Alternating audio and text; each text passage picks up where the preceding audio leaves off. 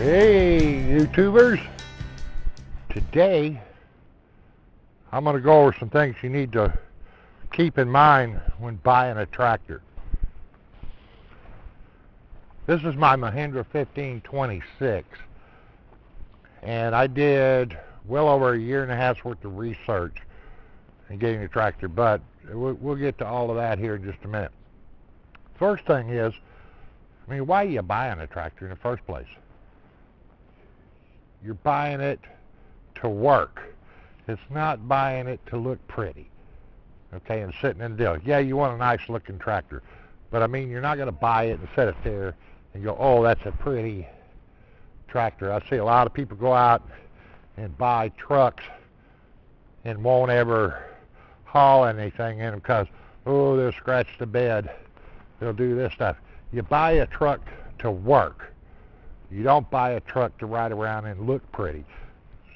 Especially true with a tractor. You don't do that. So, because we're going to buy it to work, the first things in all of our research that we want to look at is the capacities.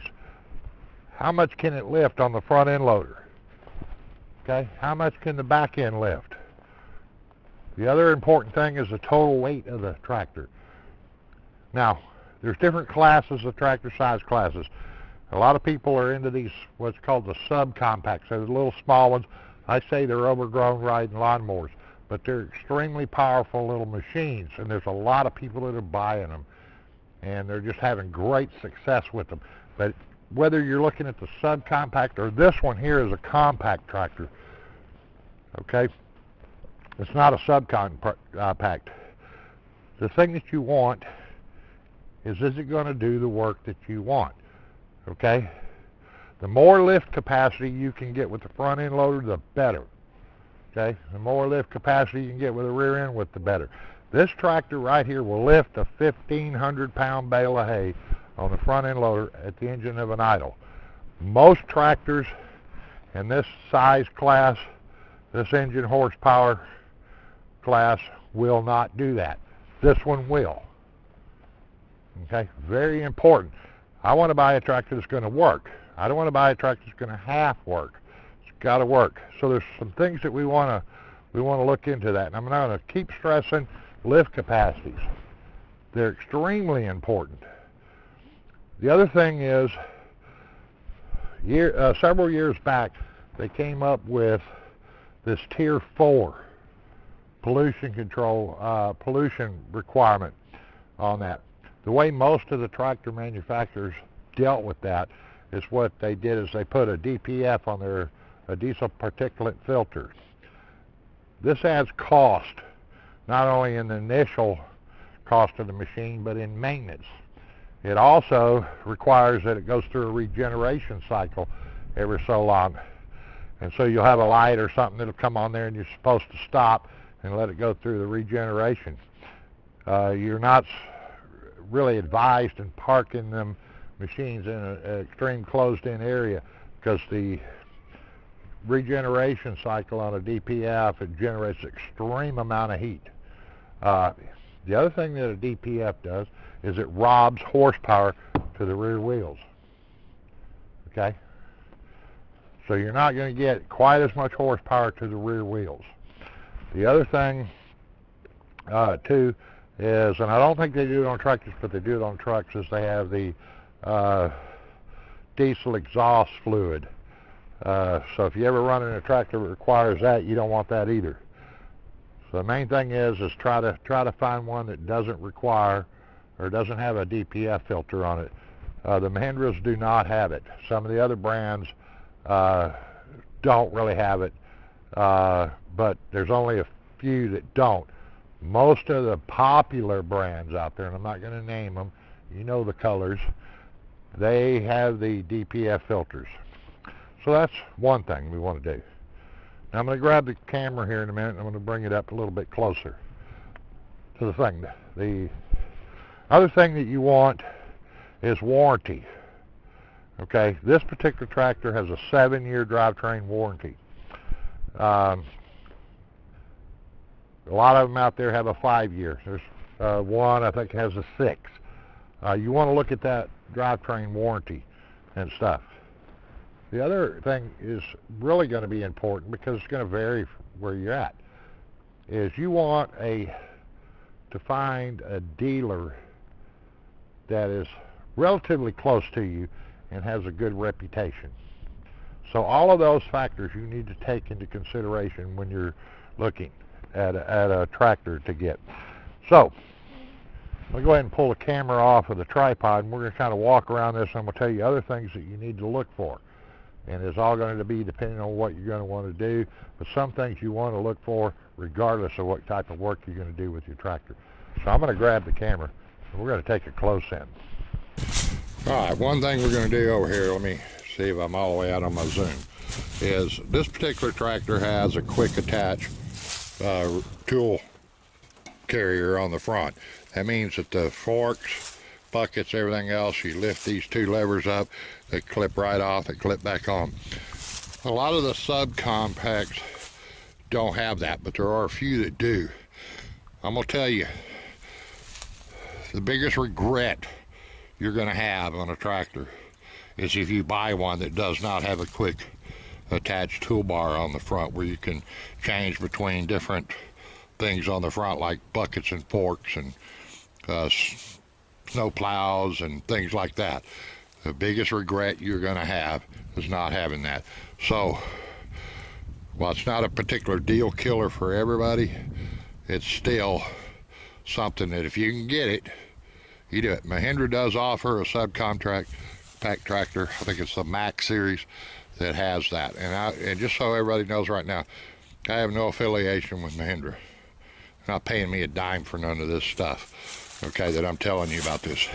The other thing that you want to make sure of, especially if you're going to have something like a backhoe, whatever else on the back, is you want a good steel subframe mount on here.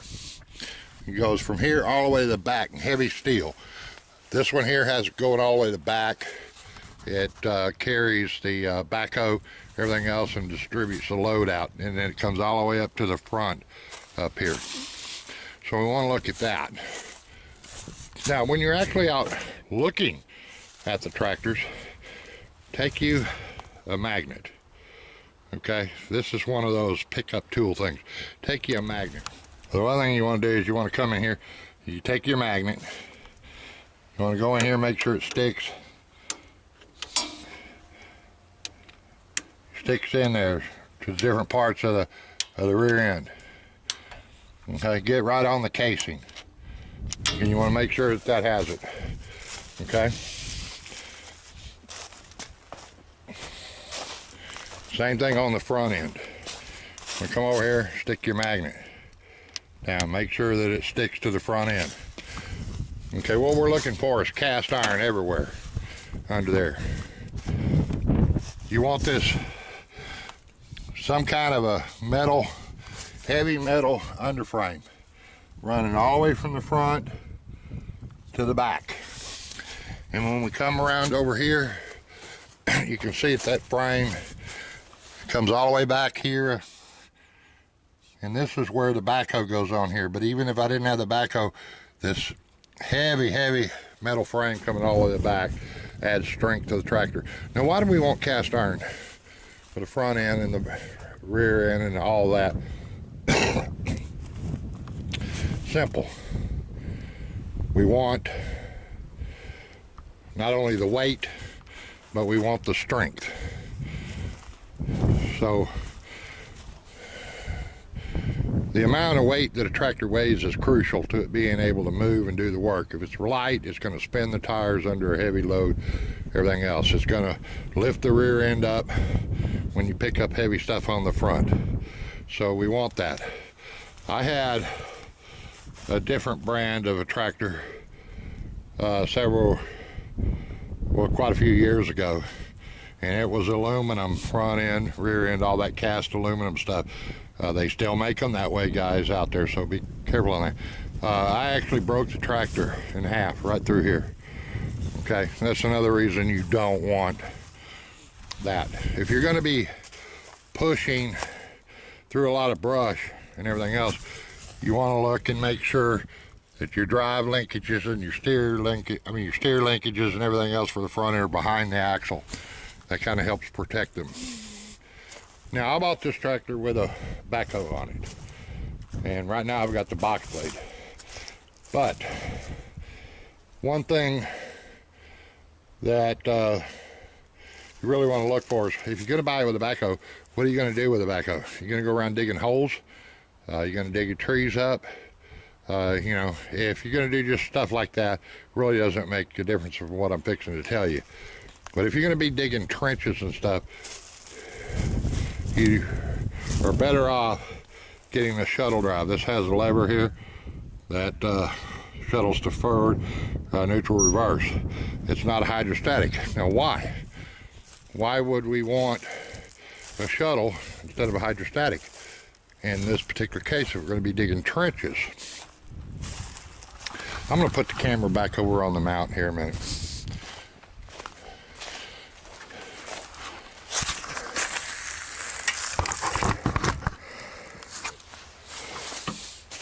Okay, now why would we want the shuttle drive for our backhoe set up if we were going to dig trenches?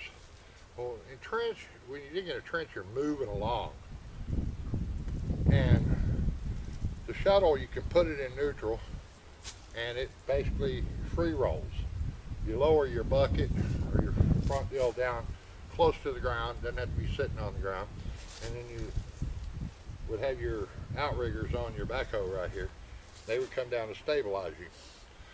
But as I go to dig along and move, I can take that bucket and that arm and stick it down on the ground and push.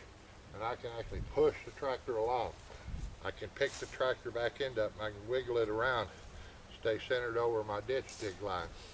The hydrostatic, on a lot of them, you can't do that. You have to physically get off the backhoe, either spin the seat around if it's got a seat that spins around, or if it doesn't, you got to get off, climb around to the front, push on the dang pedal, move up a little bit, go back around, and get on. So if you're going to be doing a lot of trench digging, the shuttle drive is way better than the hydrostatic. It's also one less filter to do it.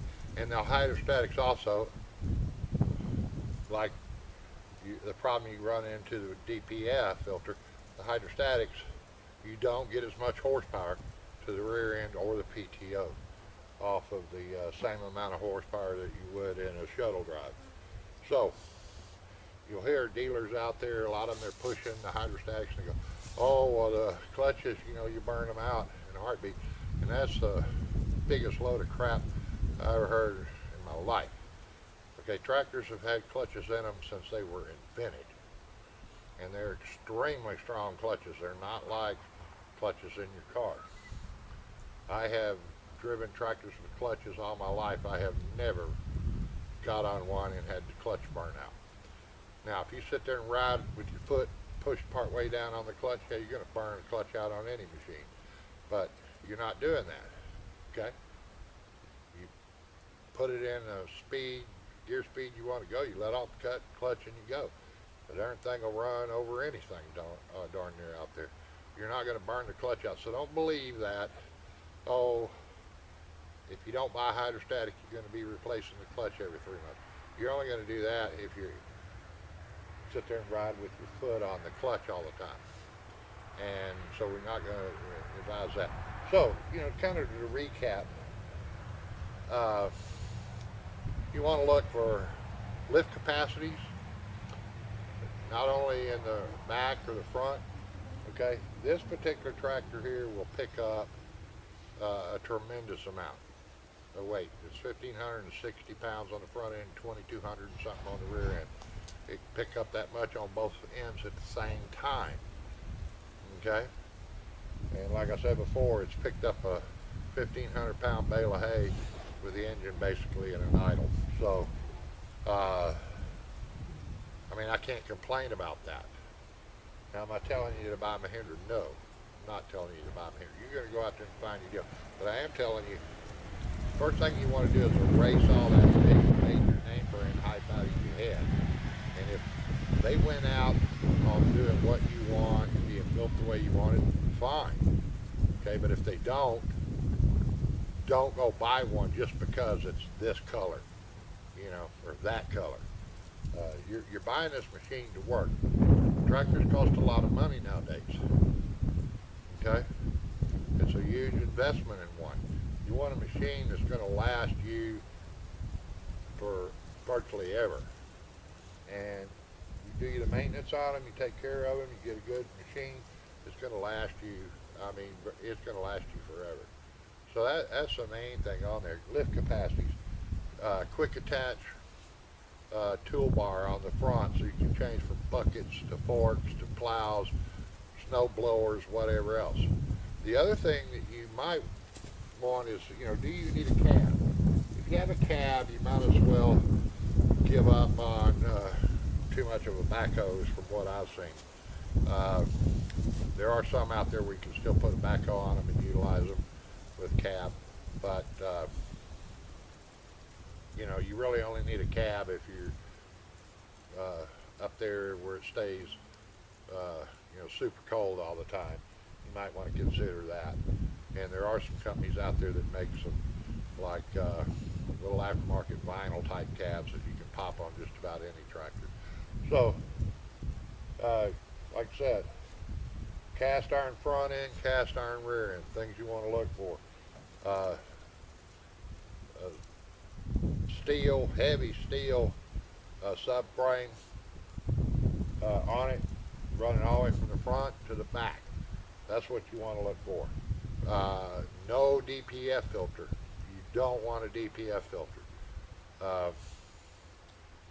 The other thing you want to do is you want to just start comparing. So when you're out there looking, go do your research. Okay?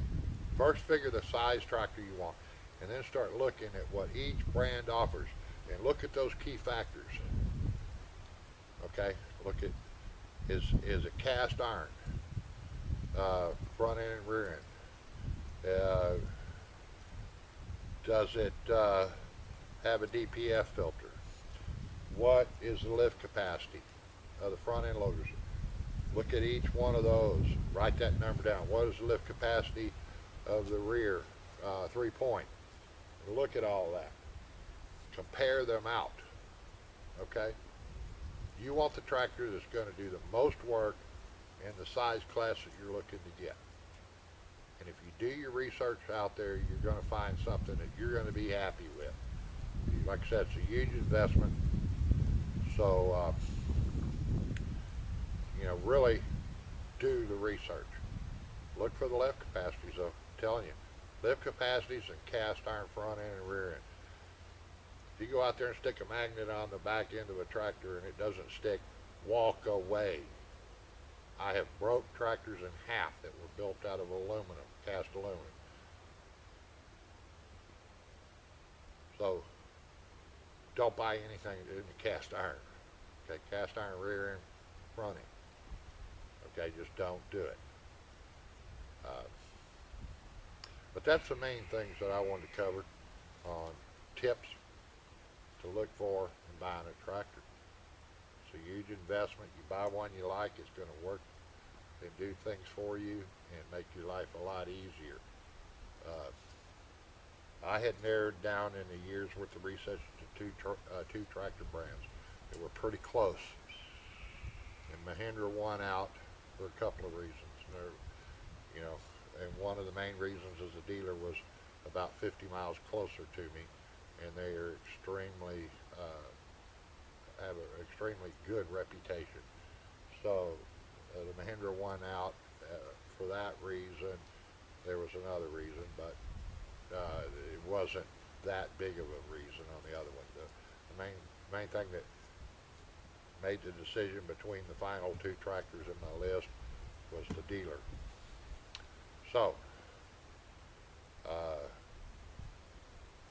the 1526 that I bought is the smallest of the compact class that Mahindra has. This thing will outwork any tractor that I've ever owned in this size, and I just love it. one of the best purchasing decisions I made. But when you're spending this much money, you need to make sure. The last thing you want to do is buy a tractor, get it home, and then get out there and start using it and find out it won't do what you want to do. Okay? I've got a neighbor that bought a different brand of tractor. He's got quite a few tractors, big ones, but he bought one about this size and a lot bigger horsepower, different brand, one of the popular ones, and it won't lift even close to this. Its total lift capacity on the front end is just slightly over half of the lift capacity of this one, and he's running 38 horsepower and I'm only running 26. Okay, so who got the better tractor? Anyway, guys, just wanted to pass on my information, and hopefully this video comes out. Like I said, I'm out here by myself filming today, so hard to say. Until the next one, thanks.